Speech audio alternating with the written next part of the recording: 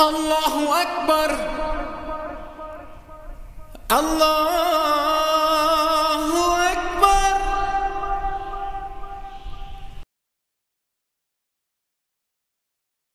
بسم اللہ الرحمن الرحیم۔ کرونا وبا کے حوالے سے عرض کرنا چاہتا ہوں کہ آج کل جو یہ بیماری ہمارے اوپر مسلط ہے اور یہ بہت بڑی آزمائش ہمارے اوپر مسلمانوں پر بلکہ ساری دنیا کے اوپر یہ آزمائش پریشانی ایک عذاب کی شکل کے اندر آئی ہوئی ہے۔ اب مسئلہ یہ ہے کہ مسلمانوں کو کیا ایسی صورت اختیار کرنی چاہیے کہ اللہ تعالیٰ اس آزمائش کو اور اس عذاب کو ہم سے دور فرما دے۔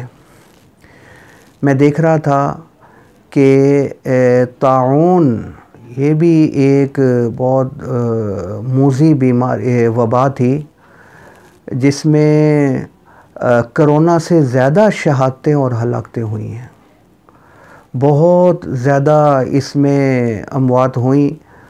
اور اس سلسلے میں مسلمانوں نے کیا معاملہ کیا؟ انہوں نے یہ معاملہ کیا، رات کو تہجد کے وقت میں اٹھتے، تہجد کی نماز پڑھتے، اللہ سے رو رو کے گڑ گڑا کے اپنے گناہوں کی توبہ استغفار کرتے، اللہ تعالیٰ سے عافیت مانگی، اور اس کے بعد اگلے دن کا روزہ بھی رکھا اور خوب صدقہ اور خیرات کیا، اللہ سے گڑ گڑا کر دعائیں کی۔ اللہ نے اس کی برکت سے اس بیماری کو، اس موذی وبا کو اللہ تعالیٰ نے دور فرما دیا۔ لہٰذا آج بھی ہمیں ایسا ہی کرنا چاہیے۔ وہی اللہ موجود ہیں، وہی اللہ تعالیٰ جو ان کی سننے والے تھے وہ ہماری بھی سننے والے ہیں، لیکن شرط یہ ہے کہ پوری توجہ کے ساتھ، پورے خلوص کے ساتھ اللہ کی طرف توجہ کی جائے اور اللہ کو پکارا جائے۔ انشاءاللہ اللہ کی رحمت جو ہے وہ ہماری طرف متوجہ ہوگی۔ مجھے یاد ہے کہ حاجی عبدالوہاب صاحب رحمۃ اللہ علیہ تبلیغی جماعت کے امیر، حضرت کا جب انتقال ہونے لگا، اس سے کچھ عرصہ پہلے حضرت کے پاس جانے کا اتفاق ہوا۔ جب ہم حضرت کے پاس پہنچے تو حضرت فرمانے لگے کہ بھائی اس وقت ہمارے اوپر اللہ کا عذاب آیا ہوا ہے۔ ایک پرچہ لکھا ہوا حضرت نے مجھے دیا، اس میں لکھا ہوا تھا یہی کہ اس وقت اللہ تعالیٰ کا عذاب ہمارے اوپر آیا ہوا ہے ہمارے گناہوں کی وجہ سے۔ اس وقت ڈینگی تھا، دھماکے ہو رہے تھے اور پریشانیاں تھیں، مہنگائی تھی اور بڑی قسم کی تکلیفیں اور آزمائشیں آئی ہوئی تھیں۔ تو یہ جملہ حضرت نے لکھا ہوا تھا کہ اس وقت ہمارے گناہوں کی وجہ سے ہمارے اوپر اللہ تعالیٰ کا عذاب آیا ہوا ہے۔ ما اصابکم من مصیبت فبما کسبت ایدیکم، قرآن مجید کی آیت ہے، جو تمہارے اوپر مصیبتیں، آزمائشیں، تکلیفیں آتی ہیں تمہارے گناہوں کی وجہ سے آتی ہیں۔ ہمارے گناہوں کی وجہ سے عذاب اس وقت بھی آیا ہوا ہے، تو اب یہ دور کیسے ہوگا؟ تو آگے حضرت نے لکھا ہوا تھا، غالباً 9ویں پارے کی آیت ہے، وَمَا كَانَ اللَّهُ لِيُعَذِّبَهُمْ وَأَنْتَ فِيهِمْ، حضور صلی اللہ علیہ وسلم موجود ہوں اللہ کا عذاب نہیں آ سکتا۔ اسی طرح اب اس وقت تو حضور صلی اللہ علیہ وسلم موجود نہیں ہے، موجود ہوں تو ان کی برکت سے عذاب نہیں آ سکتا۔ دوسری عذاب کو روکنے والی اور ٹالنے والی چیز کیا ہے؟ اگلی آیت یہ لکھی، وَمَا كَانَ اللَّهُ مُعَذِّبَهُمْ وَهُمْ يَسْتَغْفِرُونَ، لوگ توبہ استغفار کر رہے ہوں پھر بھی اللہ تعالیٰ کا عذاب نہیں ٹھہر سکتا۔ حضرت فرمانے لگے مجھے، آپ زیادہ سے زیادہ لوگوں میں یہ بات چلائیں کہ وہ اپنے گناہوں کی توبہ استغفار کریں، اللہ سے گڑ گڑا کر معافی مانگیں۔ انشاءاللہ قرآن مجید کی آیت تو غلط نہیں ہو سکتی، اس معافی اور توبہ کی برکت سے اللہ تعالیٰ عذاب دور فرما دیں گے۔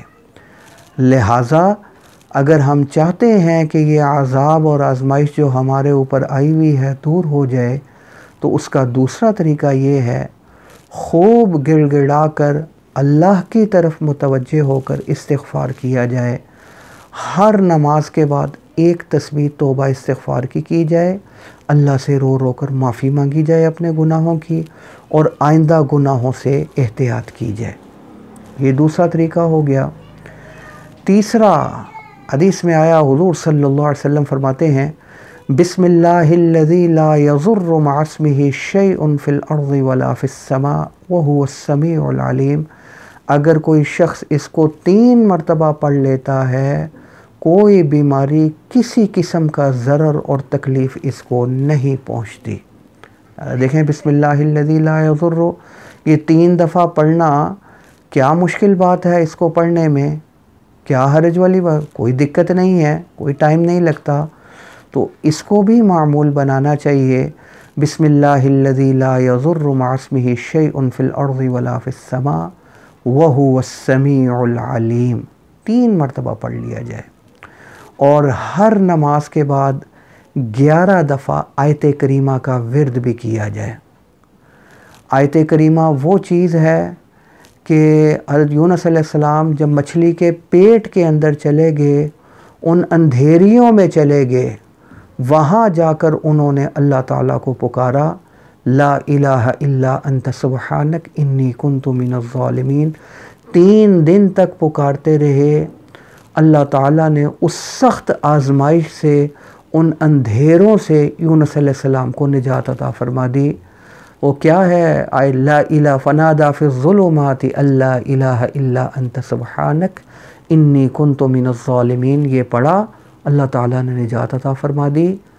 آگے اللہ فرماتے ہیں وَكَذَلِكَ نُنْجِي الْمُؤْمِنِينَ فَنَجَّيْنَاهُ مِنَ الْغَمِّ، ان کو تو ہم نے غم اور تکلیف سے نجات دی ہے، مومنوں کو بھی اس کی برکت سے نجات عطا فرمائیں گے۔